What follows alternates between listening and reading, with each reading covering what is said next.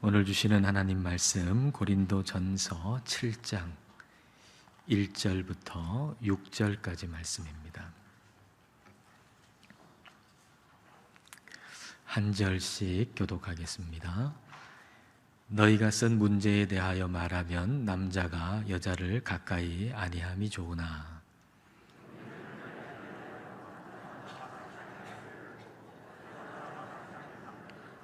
남편은 그 아내에 대한 의무를 다하고 아내도 그 남편에게 그렇게 할지라.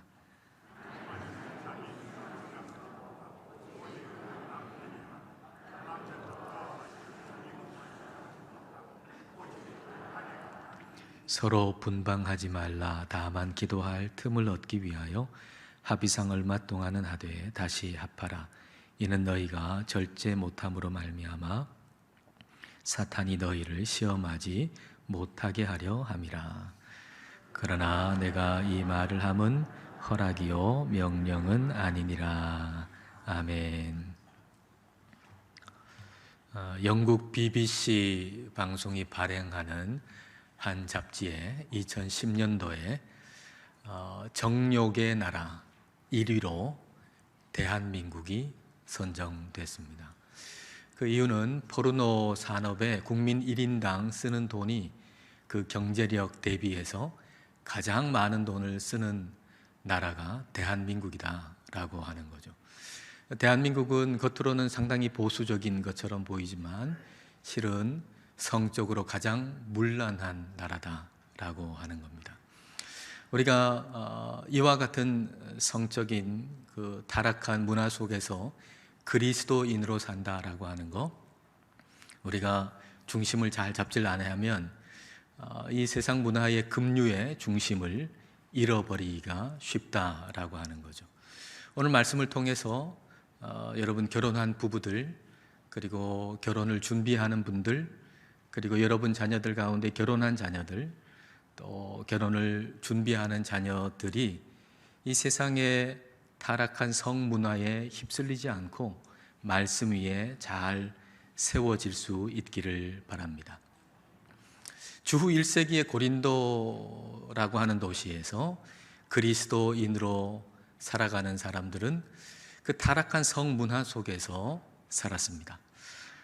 고린도에는 아프로디테라고 하는 여신을 섬기는 신전이 있었고요. 그리고 거기에는 그 신전 창기가 1000명이 넘게 있었다고 합니다. 그러니까 음란함이 종교가 되어버린 도시가 고린도예요. 그러니까 그게 이 음란함이 문화가 되어버린 그런 도시가 고린도였습니다. 그러니까 성문화가, 타락한 성문화가 아주 뿌리 깊게 자리한 그곳에서 그리스도인으로 산다라고 하는 것은 그렇게 만만한 일이 아니었습니다. 그래서 고린도의 그 성문화라고 하는 급류에 휩쓸려 가지고 좌로나 우로나 치우쳐진 고린도 교회의 성도들이 있었습니다. 한쪽 극단으로 치우친 것을 우리는 지난 주일 본문에서 봤죠. 우리의 영혼은 영원하지만 우리의 몸은 죽어 썩어 없어질 것이니 우리의 몸으로 뭘 해도 괜찮다, 음란해도 괜찮다, 음행해도 괜찮다, 그렇게 생각하는 고린도 교회의 성도들이 있었던 것입니다. 그러니까 고린도 교회 성도들 가운데서는 세상 문화의 성문화에 휩쓸려 가지고 세상 사람들과 구분되지 않는 그런 삶을 살아가는 사람이 한 극단에 있었고요. 그리고 그 극단과 정반대의 또 다른 쪽의 극단에 있었던 사람들도 있었습니다. 그 사람들은 고린도의 성문화를 보니까 너무 지저분해요. 그리고 너무 문란해요. 그리고 그래서 성이라고 하는 것을 가치 없는 것으로 생각을 했던 거죠. 그래서 결혼 자체를 거부하고, 그리고 결혼한 사람은 부부 간의 성관계도 거부하는 그런 사람들이 생겼던 것입니다. 그게 더 영적이고 그게 더 거룩하다고 생각했던 것이죠. 이와 같은 잘못된 영적 지식을 가지고 있으니까 그 교회 안에 가정이 자꾸 파괴되는 거예요. 가정이 자꾸 파괴되니까 질문이 생기는 것이죠.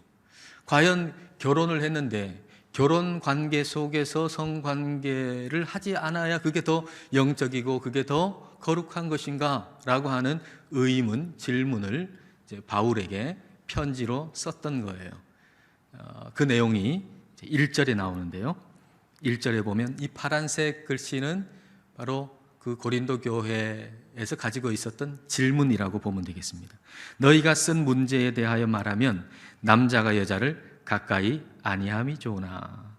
고린도 교회 성도들 가운데 남자가 여자를 가까이 아니하는 게 좋다라고 생각하는 사람들이 있었다는 거죠. 근데 가까이 한다라고 하는 이 말은 성관계를 의미하는, 좀 둘러서 표현하는 그런 표현이 가까이 한다라고 하는 표현입니다.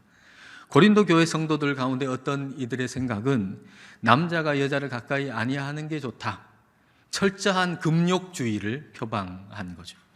영혼에 비해서 몸은 하찮다, 몸이 하는 일은 다 악한 것이다. 그래서 모든 육체의 관계를 악하게 보고 철저한 금욕주의를 표방하면서 그것이야말로 진짜 거룩한 삶이다, 이렇게 생각하는 사람들이 있었다는 겁니다. 그런데 이에 대해서 성령님께서 바울을 통해서 이렇게 말씀하세요. 2절 말씀 같이 읽겠습니다. 음행을 피하기 위하여 남자마다 자기 아내를 두고 여자마다 자기 남편을 두라. 둔다 라고 번역된 에코라고 하는 헬라어는 가진다, 그리고 붙잡는다, 그런 의미거든요. 음행을 피하기 위해서, 이 세상의 성문화에 따라가지 않도록 하기 위해서 결혼한 남자마다 자기 아내를 잘 붙들고 결혼한 여자마다 자기 남편을 잘 붙들어라, 그런 얘기입니다. 다른 이성에게 한눈 팔지 말아라. 저 여자가 매력적인데, 저 남자가 매력적인데, 그러면서 다른 이성에게 한눈 팔지 말고, 배우자 무시하지 말고 자신의 배우자에게 집중해라, 그런 얘기입니다. 여러분, 세상의 음란한 이성 문화를 이기는 길은 부부가 사랑하고 연합하는 길밖에 없어요. 다른 길은 없어요. 부부가 서로 사랑하고 연합하는 것이야말로 이 세상의 타락한 성 문화를 이기는 길입니다. 세상은 성의 이미지를 더럽혀 놨거든요. 그런데 우리는 때로 세상이 더럽혀 놓은 성의 이미지를 그대로 가지고 있단 말이에요. 여러분, 성이라 그러면 뭐가 떠오르시나요? 세상이 만들어 놓은, 더럽혀 놓은, 왜곡해 놓은 그 성의 이미지를 우리가 똑같이 떠올린단 말이죠. 그렇게 하지 말고 하나님이 원래 만드신, 하나님이 원래 창조하신 그 결혼과 성에 대한 이미지로 새롭게 우리가 가져야 되겠다라고 하는 것입니다. 결혼과 성은 하나님께서 주신 선물입니다. 그러니까 하나님께서 주신 선물을 가지고서 우리는 하나님께 영광을 올려드려야 하지요. 결혼의 목적은 하나님께 영광을 돌리는 것입니다. 부부가 서로 바라보고, 그리고 거기서 끝나는 게 아니고 둘이 함께 하나님, 한 분 하나님을 바라보는 것, 이게 하나님께 영광을 돌리는 거죠. 부부가 둘이 바라봐요. 근데 둘만 계속 바라보면 되겠습니까? 그러면 이 부부가 제대로 가정을 이룰 수가 없어요. 같은 방향을 두 사람이 함께 바라봐야 하는 거죠. 하나님을 함께 바라봐야 하는 거죠. 둘이 함께 한 곳을 바라보는 걸 우정이라 그런답니다. 우정, 친구. 친구가 되려면 두 사람이 서로 바라보는 게 아니고 다른 한 곳을 같이 바라봐야 한다는 거예요. 그러니까 친구가 되려면 어떤 취미라도 같아야 돼요. 같이 바라볼 수 있는 뭔가가 있어야 친구가 되지, 아무것도 없는데 함께 같이 같은 자리에 있다고 해가지고 친구가 되는 게 아니에요. 같이 바라볼 뭔가가 있어야 친구가 되는 거예요. 가장 좋은 친구는 뭐냐? 영원한 진리를 함께 알고 바라보는 거, 이게 가장 좋은 친구인 거죠. 부부는 가장 좋은 친구가 되어야 합니다. 가장 좋은 친구 사이에 너나 사랑해 라고 묻는다면 그 질문의 의미가 뭘까요? 여러분 배우자한테 당신 나 사랑해 그러면 그 의미가 뭔가요? 가장 좋은 친구 사이에 당신 나 사랑해 라고 하는 의미는 내가 알고 있는 진리를 당신도 알고 있어? 라는 의미래요. 내가 알고 있는 진리에 당신 관심이 있어? 라고 하는 의미래요. 가장 좋은 친구 사이에 사랑한다는 말은 내가 가지고 있는 진리를 당신도 알고 있고 당신이 알고 있는 진리를 나도 함께 관심을 기울이는 거, 이게 가장 좋은 친구라는 겁니다. 그러니까 부부는 가장 좋은 친구가 되어야 합니다. 아내는 성경을 진리라고 생각하고 있어요. 그런데 남편은 성경에 관심도 없어요. 그러면 친구가 될 수가 없는 거죠. 남편은 하나님을 믿어요. 그런데 아내는 하나님을 믿질 않아요. 그러면 좋은 친구가 될 수가 없는 것입니다. 부부는 가장 좋은 친구가 되어야 되는데, 그러려면 같이 한 곳을 바라봐야 됩니다. 서로 바라보는 것으로 그치지 않고 하나님을 함께 바라보는 것으로 나아가는 것, 그것이 결혼으로 하나님께 영광을 돌리는 길입니다. 결혼의 목적은 하나님께 영광을 돌리는 것입니다. 하나님께 영광을 돌린다라고 하는 것은 나 중심에서 하나님 중심이 된다는 거죠. 결혼은 자기 중심에서 벗어나는 거예요. 우리는 결혼을 통해서 자기 중심에서 벗어나는 것을 배워나가야 합니다. 3절, 4절을 보겠습니다. 남편은 그 아내에 대한 의무를 다하고 아내도 그 남편에게 그렇게 할지라. 아내는 자기 몸을 주장하지 못하고 오직 그 남편이 하며, 남편도 그와 같이 자기 몸을 주장하지 못하고 오직 그 아내가 하나니. 의무를 다한다라고 하는 거 직역하면 빚을 갚는다, 그런 의미거든요. 빚을 갚는다.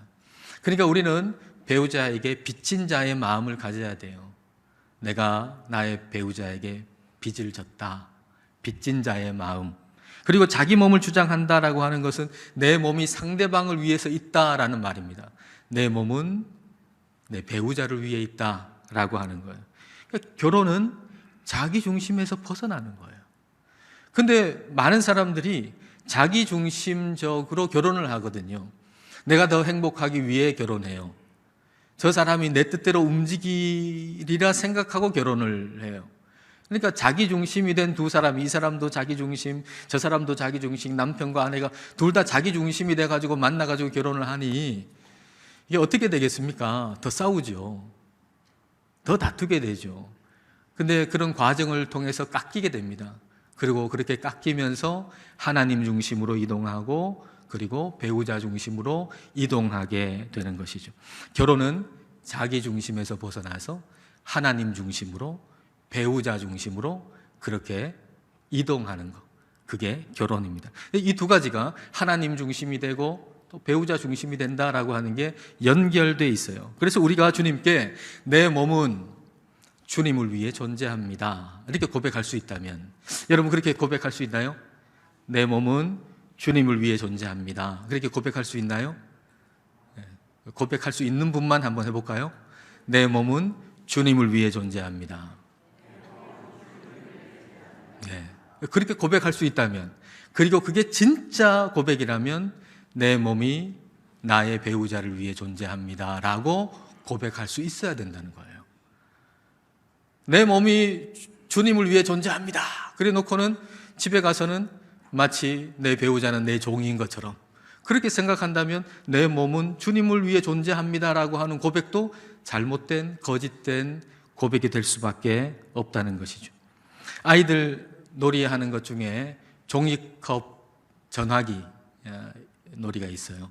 종이컵에다가 실을 이렇게 연결해가지고 또 한쪽 끝에 또 종이컵에 실을 연결해서 이렇게 팽팽하게 만들어서 멀리 떨어져 있으면서 한 아이가 종이컵에 입을 대고 또 한 아이는 이렇게 귀에 종이컵을 대서 입에 종이컵 댄 아이가 이렇게 얘기를 하면 그 진동이 이렇게 실을 타고 이동해서 이쪽에서 좀 멀지만 잘 들리잖아요. 근데 이 두 아이가 서로 말하겠다고, 이쪽 아이도 종이컵에 입 대고 막 자기 하고 싶은 말 하고 저쪽 아이도 입에 대고 막 자기 하고 싶은 말 하면 어떻게 되겠어요? 이 종이컵 전화기가 아무 소용이 없는 거죠. 근데 어떤 부부는 그런 것 같아요. 자기 말만 하는 거예요. 자기 말만 계속 하니까 아무도 안 들어요. 자기 말만 계속 하니까 소통이 안 되죠. 그러니까 어떻게 돼요? 마음이 멀어지죠. 마음이 멀어지니까 어떻게 되나요? 몸도 멀어지죠. 각방 써요. 그리고 한 집에 같이 사는데 근데 남남처럼 사는 거예요. 하나님 이걸 원치 않으세요. 한 주간 동안 남남처럼 살다가 예배당에 와가지고 거룩하게 예배드리면 하나님 기뻐하실까요? 영광 받으실까요? 그렇지 않아요. 하나님은 그걸 원치 않으세요. 하나님은 그런 가정, 그런 부부의 모습을 원치 않으세요. 내 귀는 배우자의 말을 듣기 위해서 있고 내 입은 배우자에게 위로와 격려의 말을 하기 위해서 있다라고 생각하면서 배우자가 말할 때 잘 들어주고 그리고 배우자에게 잘 말하는 거, 그게 바로 내 몸을 헌신하는 거예요. 배우자에게. 그러니까 우리의 몸은 배우자를 위해서 있어요. 내 입은 배우자를 위해서 있어요. 그에게 격려의 말을 하라고 있는 거예요. 힘내라고 말하라고 있는 거예요. 내 귀는 그의 말을 잘 들으라고 있는 거예요. 그게 헌신인 거죠. 내 몸은 배우자를 위해 존재하는 거예요. 그리고 내 몸은 주님을 위해 존재해요. 근데 이 두 가지가 연결되어 있다는 겁니다. 그래서 내가 내 몸으로 어떻게 주님을 섬길까 이렇게 생각하는 사람은 동시에 내 몸으로 어떻게 내 배우자를 섬길까 생각해야 된다는 거예요. 여러분 마음속에 여러분 믿음이 있어서 내 몸으로 어떻게 주님 섬길까 이렇게 하는 사람들은 동시에 내 몸으로 어떻게 배우자를 섬길까 이렇게 생각할 줄 알아야 된다는 거죠. 상담 치료를 하시는 신학대학원의 어떤 교수님 책에 이런 사례가 있더라고요. 결혼 전에 음식을 한 번도 해보지 않은 여자예요. 근데 결혼을 했어요. 결혼을 하고 나서 이 남편하고 계속 싸우는 거예요. 근데 이 아내는 밖에 나가서 사 먹자, 또 이 남편은 안에서 해 먹자, 뭐 이것 때문에 3, 4년을 계속 싸웠대요. 이 음식 문제 때문에 계속 싸우다가 한 3, 4년 그렇게 싸우다가 어느 날 남편이 이 아내한테 폭탄 선언을 했대요. 그동안 적성에 안 맞는 일 하느라 당신 고생 많았어. 당신 음식하는 거 싫어하는데 그 음식 하느라 3년, 4년 하기도 싫어하는 거 하느라 얼마나 고생이 많았어. 이제부터 내가 부엌을 접수할게. 그랬다는 거예요. 그래가지고 이제 그 다음부터 이 남편이 식사 준비를 도맡아서 하고 그리고 나머지 가정 일을 이 아내가 했다는 겁니다. 이 아내의 말을 한번 들어보십시다. 이렇게 얘기를 하는 거예요. 부엌을 접수한 지 2년 후 남편은 회사를 그만두고 대학원을 다니게 되었어요. 그때는 남편이 집안일을 전부 했어요. 아침에 일어나면 남편이 아침상을 차려놓고 기다리고 있는 거예요. 출근해서 11시쯤 남편에게 당신 뭐해? 하며 전화를 하면 마트에 가 있고요. 7시에 퇴근하면 저녁상이 딱 차려져 있었어요. 그때 정말 고마웠죠. 요즘은 남편이 집안일을 할 시간도 없지만 한다고 해도 하지 말라고 해요. 주말에도 그냥 편히 쉬라고 해요. 만약 남편이 집안일을 전담했던 과정이 없었으면 저도 너만 피곤해? 나도 피곤해 하며 화냈을 것 같아요. 여러분 이 얘기 가지고 집에 가서 싸우지 마시길 바랍니다. 그래 오늘 설교 못 들었냐? 오늘 설교 중에 그 남자는 집안일을 도맡아서 한다는데 어떻게 당신은 손가락 하나 까딱하지 않느냐? 이렇게 하지 마시길 바랍니다. 이 역시도 자기중심적인 거잖아요. 자기중심적인 것으로 설교를 들으면요, 설교를 재료로 해가지고 부부가 다퉈요. 그리고 자기중심적이 되면 이 성경 말씀은 얼마나 좋은 말씀이에요. 근데 이 성경 말씀 가지고도 다툰다니까요. 성경 봐라, 당신 제대로 좀 해라. 그리고 싸운단 말이에요. 자기중심적이 되면 선한 것도 날카로운 무기가 될 수 있습니다. 결혼은 자기중심에서 벗어나는 거예요. 자기중심에서 벗어나서 서로에게 헌신하는 거예요. 부부는 서로를 향해 헌신함으로써 온전한 연합이 이루어져야 됩니다. 온전한 연합이라고 하는 거, 영과 혼과 몸의 연합이죠. 영과 혼과 몸의 연합. 이게 전인적인 연합 아닙니까? 뭐 우리가 표현상 영, 혼, 몸 이렇게 나누지만 그게 나누어지는 게 아닙니다. 하나죠. 영과 혼과 몸은 하나인 거예요. 그러니까 영혼보다 몸이 덜 중요하다? 영혼이 몸보다 더 중요하다? 이런 건 존재하지 않습니다. 창세기 2장 24절에 결혼을 두고서 어떻게 표현했습니까? 남자가 부모를 떠나서 그 아내와 합하여 뭘 이룬다고요? 한 몸을 이룰지로다 그랬어요. 한 몸을 이룬다. 온전한 연합을 한 몸으로 표현하거든요. 한 몸으로. 그러니까 몸이 영혼보다 못하다는 얘기가 아니에요. 연합은 몸의 연합은 영혼의 연합이고 영혼의 연합은 몸의 연합이에요. 영혼 몸은 하나예요. 온전한 전인적인 연합을 얘기하는 거죠. 그렇게 결혼한 부부가 전인적인 연합을 함으로 말미암아서 우리 주님과도 하나님과도 온전한 연합으로 나아가게 되는 거, 이게 결혼으로 하나님께 영광을 돌리는 것입니다. 성경은 부부의 몸의 연합을 결코 가치가 없거나 하찮게 보지 않습니다. 고린도 교회 성도들이 생각했던 것처럼 이 몸의 연합이 하찮고 덜 영적이고, 성경은 결코 그렇게 보지 않습니다. 5절 말씀을 보십시오. 서로 분방하지 말라. 다만 기도할 틈을 얻기 위하여 합의상 얼마 동안은 하되 다시 합하라. 이는 너희가 절제 못함으로 말미암아 사탄이 너희를 시험하지 못하게 하려 함이라. 분방하지 말라 그랬어요. 분방한다라고 번역된 이 헬라어 단어는 빼앗는다는 얘기거든요. 빼앗는다. 빼앗지 말라는 거예요. 육체적인 관계를 빼앗아 버리는 거예요. 부부간의 관계를 거절하는 거예요. 그렇게 하지 말아라 라고 하는 거죠. 근데 예외를 하나 두고 있는데, 그것은 기도할 틈을 얻기 위해서 부부가 합의하에 얼마 동안은 분방할 수 있다. 그러나 계속 오랫동안 해서는 안 되고 다시 합해야 된다. 왜냐하면 사탄이 그걸 가지고 틈을 타서 그 가정을 시험하기 때문이다 라고 하는 것이죠. 여러분, 하나님은 성을 통해서 가정을 세우세요. 우리 하나님께서는 전인적인 영, 혼, 몸의 전인적인 연합을 통해 가지고 가정을 세우시고, 그 연합을 통해서 우리 하나님과의 연합의 기쁨을 알도록 이끌어 주시는 분이 하나님이세요. 그런데 사탄은 성을 이용해 가지고 가정을 파괴시켜요. 그리고 하나님으로부터 멀어지게 만드는 것이죠. 사탄은 성을 영혼하고 분리시켜놔요. 영혼, 몸이 하나예요. 그러니까 성이라고 하는 게 이 영혼과 분리될 수가 없는 거예요. 그런데 사탄은 이 성을 영혼과 분리시켜 놓고 육체적인 쾌락만이 가장 최고의 쾌락인 것처럼 그렇게 생각하게 만들어가지고 가정을 파괴하는 거죠. 또 한편으로 사탄은 성을 차원 낮은 것으로 생각해가지고, 그래서 금욕주의로 가게 만드는 거예요. 금욕주의로. 그래서 부부가 더 깊은 연합으로 나아가지 못하게 만들고, 그래서 결국은 가정을 파괴시키는 게 사탄이 하는 일이에요. 고린도 교회에도 이런 가정이 있었다는 거죠. 고린도에도 이런 가정이 있었는데 성령님은 바울을 통해서 금욕주의에 대해서 결코 조금도 찬성하지 않아요. 여러분, 기독교는 금욕주의가 아니에요. 성경은 금욕주의를 조금도 찬성하지 않아요. 6절에서 허락이요 명령이 아니라 이렇게 말씀하셨는데, 여러분 이걸 오해하지 마시기 바랍니다. 지금까지 얘기한 것은 명령이 아니고 허락이다, 그러니까 해도 되고 안 해도 되는구나, 이런 뜻이구나 라고 여러분 오해해서는 안 됩니다. 자, 이게 어떤 의미인지, 허락이요 명령이 아니라는 게 어떤 내용을 말하는 것인지, 자 5절과 6절을 보겠습니다. 서로 분방하지 말라. 다만 기도할 틈을 얻기 위하여 합의상 얼마 동안은 하되 다시 합하라.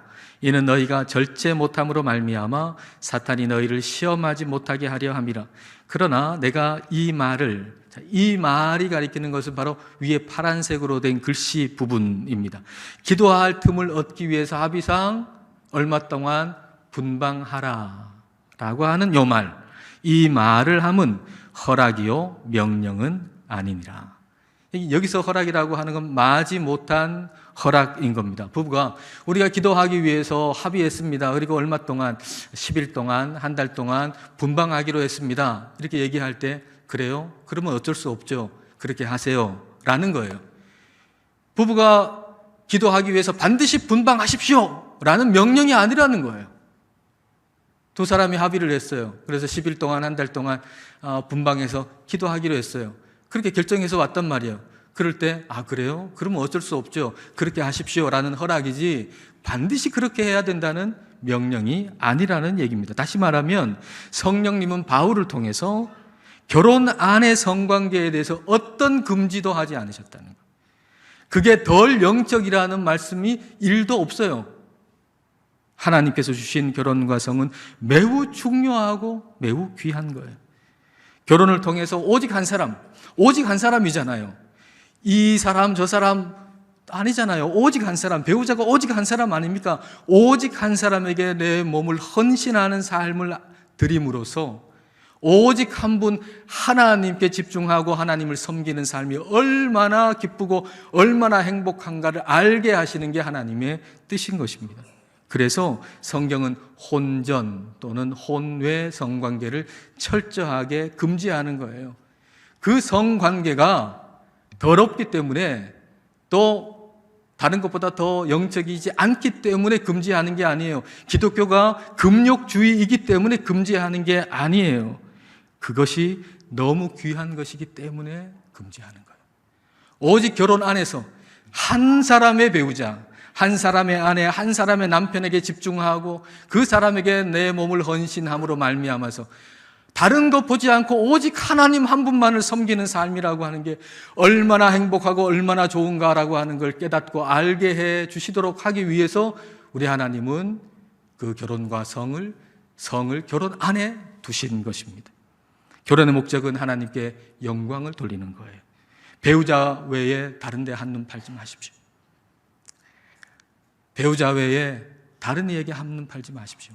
서로를 바라보고 그리고 둘이 함께 하나님만 바라보고 하나님께 더 친밀하게 나아가는 것, 그것이 결혼을 통해서 하나님께 영광을 돌리는 것입니다. 자기 중심적인 것에서 벗어나서 내 몸이 배우자를 위해 있다라고 생각하고 그렇게 헌신하면서 둘이 함께 이제 하나님께 헌신하는 삶으로 나아가는 것, 그것이 결혼을 통해서 하나님께 영광을 돌리는 것입니다. 여러분의 모든 가정이 그렇게 하나님께 영광을 돌리시기를 축복합니다. 기도하겠습니다.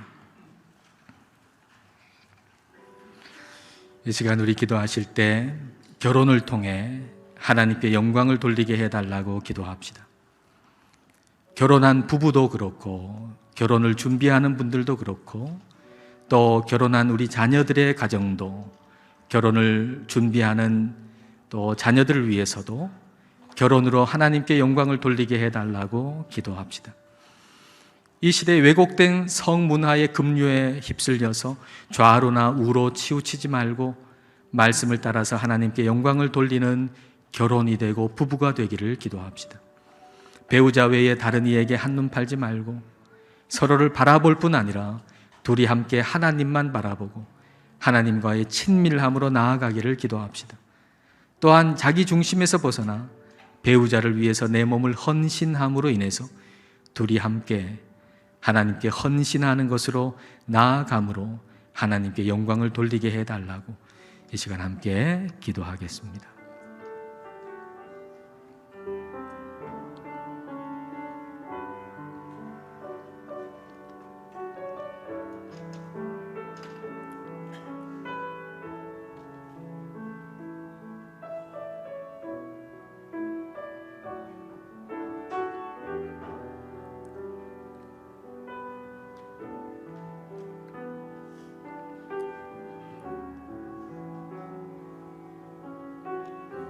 인생의 주인 되시는 여호와 하나님, 주님께서 저희들에게 결혼과 성을 선물로 주셨건만 세상은 그것을 많이도 왜곡시키고 더럽혀 놓았습니다. 그리고 때로 우리들도 결혼과 성을 세상이 주는 이미지대로 받아들이곤 합니다.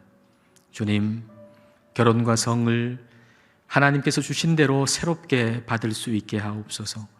배우자 외에 다른 이에게 한눈 팔지 않게 하시고 또한 부부가 같은 진리를 바라보는 좋은 친구가 되게 하셔서 둘이 함께 하나님만 바라보고 하나님과의 친밀함으로 나아가게 하옵소서. 내 몸이 배우자를 위해서 있음을 알고 자기 중심에서 벗어나 배우자를 위해서 내 몸을 헌신할 수 있게 하시고 이로 인해서 둘이 함께 하나님께 헌신할 수 있게 하옵소서. 모든 가정이 하나님께 영광을 돌리게 하옵소서. 예수님 이름으로 기도드립니다. 아멘.